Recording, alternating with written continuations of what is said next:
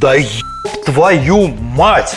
Опять это пианино из выключателей. Я провел около него полчаса. Я потратил реально полчаса на то, чтобы понять, что за что отвечается. Половина выключателей просто не работает. Половина вот этих отвечает за то, половина это вот за это. Причем часть этих все-таки за то, часть этих за это, а вот этот крайний вообще вон за ту подсветку. И заказчики тратят на это огромное количество денег, чтобы всю эту проводку сделать. А самое главное, как показала практика, ни один из заказчиков этим пианино никогда не пользуется и не бегает сюда с дивана, чтобы перенастраивать себе сценарий освещения, который ему впаривают дизайнеры. Именно поэтому в Земс-проектах никогда не бывает никаких пианино. Есть очень понятная, очень логичная электрика, которая явно по расположению указывает, какой выключатель за какой светильник будет отвечать. До свидания.